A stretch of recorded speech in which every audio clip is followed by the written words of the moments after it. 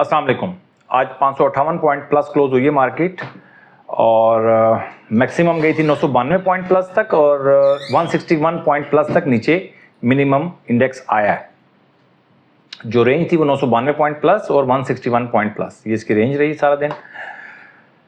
Volume आज बहुत अच्छे थे, 326 मिलियन का काम हुआ है आज। लास्ट डे 383 मिलियन का काम हुआ था। वैल्यू में 44.6 बिलियन का काम हुआ है। लास्ट टाइम 43.2 बिलियन का काम हुआ था। यानी कि आज अच्छे स्क्रिप्ट्स में काम हुआ है, बड़े स्क्रिप्ट्स में काम हुआ है, बाइंग हुई है, जेन्युइन बाइंग नज़र आ रही है मुझे। ठीक है जी। और सबसे पहले हम सेक्टर को देखते हैं। ऑयल एंड गैस के अंदर आज 322 पॉइंट प्लस हुए हैं। उसके बाद टेक्नोलॉजी सेक्टर, उसके बाद ऑयल एंड गैस, ये जो था हमारा ऑयल एंड गैस कंपनीज है एक्सप्लोरेशन, और उसके बाद ऑयल एंड गैस मार्केटिंग तीसरे नंबर पे 96 पॉइंट प्लस इसमें डलें। कमर्शियल बैंक्स आज तकरीबन इसमें 96 पॉइंट्स ऐड हुए हैं। कल ये पहले नंबर पे था, आज चौथे नंबर पे है। सबसे ज़्यादा oil and gas exploration companies में 322 पॉइंट डले। इसके अलावा फर्टिलाइजर सेक्टर भी प्लस था, फार्मास्यूटिकल भी प्लस था। माइनस में जो थे सेक्टर उसमें investment bank, cement, real estate, कोई खास। अच्छा, इसके बाद कंपनीज की बात की जाए तो पहले नंबर पे पीपीएल है जी। उसके बाद एचबीएल, ई फर्टिलाइजर सिस्टम, ओजीडीसी, पीएसओ, ये इन्होंने पॉजिटिव कंट्रीब्यूट किया है। और जिन्होंने नेगेटिव कंट्रीब्यूट किया, कंपनीज की बात कर रहा हूँ, वो पहले मैं सेक्टर की बात कर रहा था, अब मैं कंपनीज की बात कर रहा हूँ। एंग्रो एच, फौजी फर्टिलाइजर, एमसीबी और मिजान बैंक। ये होगी जी समरी। इसके बाद हम चलते हैं थोड़ा सा, अगर मैं आपको सेक्टर का ओवरव्यू दे दूं तो वो कैसा रहेगा, इसको हम देखते हैं। अच्छा, इस सेक्टर ओवरव्यू के अंदर सबसे ज़्यादा आज oil and gas exploration 1.87% sector बड़ा है। इसके बाद फार्मास्यूटिकल 1.04% है। टेक्नोलॉजी एंड कम्युनिकेशन 1.06% और 1.21% है हमारा टेक्सटाइल कंपोजिट, जिसमें ILP, KTML, निशात मिल, FML, SAPT, सफार टेक्सटाइल शामिल हैं। इसके बाद ऑयल एंड गैस कंपनीज में 1.30 है। इसमें PSO, स्वीनार्थ, APL, वाफे, SSGC है। और टोबैको 1.74%। इसमें दो कंपनीज है जी हमारे पास, ज़्यादा बड़ी जो है पाकिस्तान टोबैको कंपनी है। इसके अलावा फिलिप मॉरिस है। अच्छा जी, रिफाइनरी में 1.80% का इजाफा देखा गया। सबसे ज़्यादा अटक रिफाइनरी है, फिर सिनर्जी, PRL है, इसमें NRL है, 4 कंपनीज हैं बड़ी। इसके बाद ग्लास एंड सैरामिक्स 1.18%, ऑटोमोबाइल पार्ट्स में 1.33%। आज यानी कि बहुत पैसा डला है मार्केट के अंदर। फिर लीजिंग कंपनीज के अंदर 2.61% है जी, और 3.66% ज्यूट है। दो कंपनीज है इसके अंदर, CJPL और इसमें सिर्फ दो कंपनीज हैं। और वूलन 9.97% है। एक बन्नू वूलन के अंदर काम हुआ है। बन्नू वूलन के भी हम आज डिस्कस कर लेंगे। अच्छा जी, ये तो होगी समरी। अब चलते हैं हम सीधा अपनी शीट की तरफ। देखें, पिछले 2-4 दिनों से और पिछले तकरीबन 1 साल से क्या होता है कि कैटेगरी A+ में और A में बहुत सारे स्टॉक्स होते हैं। मैं डिस्कस भी बहुत ज़्यादा स्टॉक्स को करता हूँ, तो आप लोग कंफ्यूज हो जाते हैं बेसिकली। जो लोग देखें, जो लोग स्टॉक पिकिंग के लिए आते हैं ना, स्टॉक सिलेक्शन के लिए आते हैं कि यार मुझे कौन सा स्टॉक लेना है, मैं समझता हूँ कि यार आप लोग ठीक ट्रैक पर नहीं है। मैं बार बार कहता हूँ, आप जब वीडियोस देखेंगे, जब आप किसी भी किस्म का एनालिसिस करेंगे चलती मार्केट में, यानी कि देखें अब कल मार्केट ने खुलना है सुबह, तो कल मार्केट ने खुलना है और आज आप स्टॉक सिलेक्शन कर रहे हैं, ये मैं समझता हूं कि ठीक प्रोसीजर नहीं है। आपको स्टॉक अपनी जो वॉच लिस्ट है ना, वॉच लिस्ट पहले बना लेनी है भाई, अदरवाइज आप कंफ्यूज रहेंगे और आपको मेरी बात भी समझ में नहीं आएगी और किसी की बात समझ में नहीं आएगी, क्योंकि आप तो स्टॉक पिकिंग के लिए आ रहे हैं, स्टॉक सिलेक्शन के लिए आ रहे हैं, टिप के लिए आ रहे हैं। आप इतने ज्यादा स्टॉक देखकर तो आप वैसे ही कंफ्यूज, कोई भी बंदा कंफ्यूज हो सकता है। ये मैं बार बार कह रहा हूं कि इतने ज्यादा स्टॉक में काम आप इंसानी दिमाग नहीं काम कर सकता, एक सिस्टम कर सकता है। तो मैं समझता हूं कि आपको वॉच लिस्ट बना लेनी चाहिए और उसके बाद आप जिस स्टॉक की आपकी बारी आए बस आप आंखें बंद करके उसमें आप काम शुरू कर दें। इस तरह डेली बेसिस के ऊपर आप फैसले की जो घड़ी है हर वक्त आप अपने ऊपर मुसलत रखते हैं, ये सबसे बड़ा प्रॉब्लम है। बात कुछ समझ में आती है, कुछ नहीं समझ में आती आपको, तो ये थोड़ा सा प्रॉब्लम रहेगा जब तक आप इस एटीट्यूड को नहीं छोड़ते। वॉच लिस्ट बनाना आपके लिए बहुत इंपॉर्टेंट है। इसको आप सोचें कि देखें, अब जैसे फर्ज कर लें, अब ए में आ गया, न्यू ए में कैटेगरी में HTL आ गया। अब आप HTL को देखना शुरू कर देंगे, हालांकि वो HTL आपकी वॉच लिस्ट में होगा नहीं। लॉट कैम है, सुइनार्थ है, डेली बेसिस के ऊपर स्टॉक्स चेंज हो रहे होते हैं।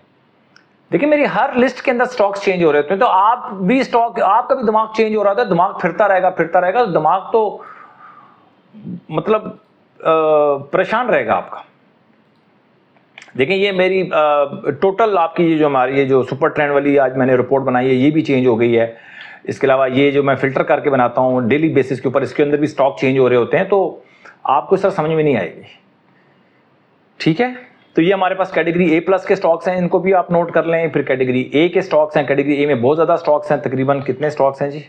कैटेगरी A में 27 स्टॉक्स हैं और कैटेगरी A+ में 15 हैं। 42 स्टॉक्स, तो 102 में से 42 स्टॉक्स जो हैं वो तो A और A+ में आ गए। आप किस स्टॉक को छोड़ेंगे, किस स्टॉक को पकड़ेंगे, समझ में आपको फिर भी नहीं आने लगी। कभी कौन से स्टॉक्स को पकड़ रहे हैं, कभी कौन से स्टॉक्स को पकड़ रहे हैं। तो देखें किसी भी स्टॉक में आप काम कर रहे होते हैं, तो एक दफ़ा आपको एक फर्ज कर लें किसी में नुकसान हो गया, आप दोबारा उस स्टॉक में जाएंगे नहीं कि यार इसमें तो नुकसान हो जाता है। हालांकि नेक्स्ट टाइम जो एंट्री होगी हो सकता है वो 2 गुना या 3 गुना आपको प्रॉफिट दे जाए। तो स्टॉक सिलेक्शन बहुत ज़रूरी है, उसमें जब भी एंट्री बने आपके स्टॉक में, उसके अंदर एंट्री लेना बहुत इंपॉर्टेंट है। कुछ पता नहीं होता कि कौन सी एंट्री आपको निहाल कर दे। ठीक हो गया जी। तो ये हमारी कैटेगरीज बनाने का मकसद सिर्फ ये है कि आपको पता चल जाए कि आपका जो स्टॉक है वो किस कैटेगरी में चल रहा है, ताकि आप अलर्ट रहें। अच्छा जी, जो A में जो A कैटेगरी में नए स्टॉक्स आए हैं, HTL है, लॉट केमिकल है, सुइनार्थ, सिम, सिस्टम, गैलेक्सो, और जो A+ में नए आए हैं, यानी कि छलांग मार के आए हैं, पीछे से B में थे या C में थे पहले, उनमें ANL है और GATM है। और जो A से A+ में गए हैं उनमें बैंक अल्फ्ला, OGDC, यूनिटी और TGL। तो ये हमारी समरी थी, जो लास्ट जो रिपोर्ट है। इसके अलावा ये स्टॉक्स आप नोट कर सकते हैं जो सुपर ट्रेंड में हैं, अस्क्री बैंक, GATM। मैं क्या बताऊं, आपका टाइम ज़ाया होगा, इसका आप स्क्रीनशॉट ले लें, इसको आप देख सकते हैं। ठीक हो गया जी। और बड़ा नहीं कर सकूंगा क्योंकि यहाँ से स्क्रीन से ये फिर आउट हो जाएगा। ठीक है, अच्छा, अब जो स्टॉक्स आज हम डिस्कस करने वाले हैं वो मैंने टाइप नहीं किए, ये बड़ा मसला हुआ है।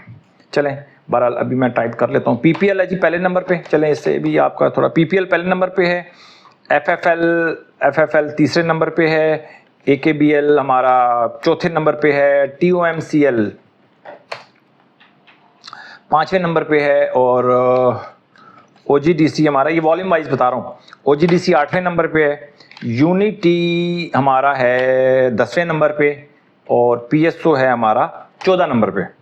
तो PSO जैसे स्टॉक का भी 14 नंबर पे होना एक वैल्यूएबल है, इसलिए मैंने यहाँ लिखा है। और कुछ स्टॉक्स हैं जो कुछ स्पेशल स्टॉक्स हैं, वो मैं लिख देता हूँ। यूनिटी है, BNL है, TRSM है, CJPL है, DHPL है और AGL है जी। ठीक है, अब मैं कुछ स्टॉक्स को डिस्कस करना स्टार्ट करता हूँ चार्ट के ऊपर। और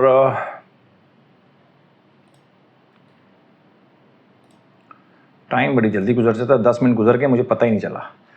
खैर, अच्छा जी, अब है FFL हमारा, सॉरी PPL पहले नंबर पे आ गया जी। वॉल्यूम वाइज पहले नंबर पे आया, बहुत बड़ी बात है। और लास्ट 3-4 दिन पहले इसमें काम हुआ था 43 मिलियन का, आज काम हुआ है 33 मिलियन का। तो मैं समझता हूँ कि आपके पास PPL जैसा स्टॉक जो है वो लॉन्ग टर्म के लिए होना चाहिए। लॉन्ग टर्म के लिए आपके पास PPL जैसा स्टॉक होना चाहिए, ट्रेड भी कर सकते हैं, मतलब ट्रेडिंग भी इसमें हो सकती है और लॉन्ग टर्म के लिए भी होना चाहिए।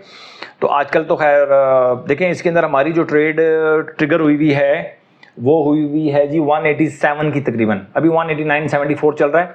तो अभी काबू में ये चीज़ें इतनी ज़्यादा आउट ऑफ कंट्रोल नहीं है। लेकिन ये स्टॉक एकदम से आपको इस तरह ना बहुत ज़्यादा ग्रोथ नहीं देंगे, थोड़ा टाइम लगेगा इन स्टॉक्स को। इसके बाद एफएफएल तीसरे नंबर पे है और एफएफएल तीसरे नंबर पे है, बट अभी टीकेटी के अंदर नहीं आया, थोड़ा सा वेट करना पड़ेगा। हो सकता है कल ये टीकेटी के अंदर एंट्री बनाए। पहली एंट्री इसकी बनी हुई थी हमारे पास 16.85 पे, लेकिन वो ट्रिगर नहीं हुई हमारी बाइंग। तो इस दफ़ा देखते हैं कि कल क्या होता है। अभी अब इसके अंदर एक दिन का वेट करेंगे। अस्करी बैंक की बात करें, सुपर ट्रेंड में है जी, चौथे नंबर पे है, 72 73 का स्टॉक है, चौथे नंबर पे है। और क्या चाहिए आपको। अस्करी बैंक तो देखें, मैं बार बार कहता हूँ सुपर ट्रेंड वाले स्टॉक्स में काम करें, जो कैटेगरी ए और ए प्लस वाले स्टॉक्स हैं उन्हीं में आपको बचत होनी है, ठीक है। आपका देखिए, मैं 102 कंपनीज का एनालिसिस करता हूँ, इसके अलावा भी बहुत सारे स्टॉक्स होंगे जो कि ए और ए प्लस में होंगे कैटेगरी, अपनी कैटेगरी के हिसाब से। तो इसके अलावा कुछ लोग मुझसे बहुत ज़्यादा एक सवाल करते हैं कि यार ए और ये A B C D D minus आप कैटेगरीज कैसे बनाते हैं। तो मैंने इसके ऊपर वीडियोस बनाई हुई हैं, 4 वीडियोस हैं टीकेटी के हवाले से, वो भी आप देखें, उसमें भी आपको कुछ सवाल मिल जाएगा। उसके बाद भी 2-4 मैंने वीडियोस बनाई हैं कि जो कैटेगरीज कैसे मैंने बनाई हैं, वो उसमें आपको जवाब मिल जाएगा। कोशिश करूँगा कि कल मैं डिस्क्रिप्शन में भी उसका लिंक लगा दूँ, आज तो बहुत मुश्किल हो जाएगा ढूंढना उसको। अच्छा, इसके अलावा TOMCL की बात करें तो ये स्टॉक जो है आज 5वें नंबर पे आया है। छोटा स्टॉक है, 38 रुपये का स्टॉक है, 5वें नंबर पे आया है, वैल्यू रखता है। इसके अंदर भी आज काम हुआ है। देखिए, आज कुछ पैसा आया बाहर से कहीं से, और बाहर का मतलब है कि पहले नहीं था, अभी नया आया है पैसा, और आज बहुत बाइंग हुई है, ठीक है। शाम को रिपोर्ट आएगी कि किसने म्यूचुअल फंड ने बाइंग की है या फॉरेनर्स ने बाइंग की है, बट मुझे लगता है कि अभी रिपोर्ट नहीं आई होगी। तो हमारी जो बाइंग इसके अंदर देखें, अगर तो ये आपके उसमें था टीकेटी में, देखें अगर आप ये काम कर रहे हैं इसके अंदर, तो बाइंग हमारी इसके अंदर ट्रिगर हुई थी 35 रुपये 80 पैसे में, आज 37 रुपये 78 पैसे है। ज़ाहिर बात है TOMCL जो है वो मेरी लिस्ट में तो नहीं है, तो मेरी लिस्ट में नहीं है तो मेरी तो बाइंग भी ट्रिगर नहीं हुई होगी। अगर आपकी लिस्ट में था, वॉच लिस्ट में था, तभी आप इसके अंदर बाइंग करेंगे। वैसे स्टॉक पिकिंग करना बहुत ख़तरे वाला काम है जी। आप रैंडम आप आ जाते हैं डेली बेसिस के ऊपर स्टॉक पिकिंग करने के लिए, स्टॉक सिलेक्शन के लिए। ये मैं बार बार कह रहा हूँ कि आपको प्रॉब्लम में डालेगा और मेरी बातें आपको समझ में भी नहीं आएंगी। OGDC की बात करें तो OGDC भी तकरीबन इमर्जिंग स्टॉक है, अच्छा जा रहा है। और आज का पहले का हाई था 269, आज हाई लगा 269.88, उसके बाद नीचे आ जाता है। तो ये 269 के ऊपर बाद ही इसने परफॉर्मेंस देनी है अच्छी, तो ये बड़ा इसके लिए मुश्किल होगा 269 से ऊपर क्रॉस करना। लेकिन 8वें नंबर पे है, वॉल्यूम है, वॉल्यूम इसके अंदर इंटैक्ट है जी, 4 और 2 6 दिन हो गए हैं, वॉल्यूम इसके अंदर है। यूनिटी की बात करें तो यूनिटी के अंदर भी आज वॉल्यूम है, वॉल्यूम आया है और 200 की मूविंग एवरेज आज इसने क्रॉस की है।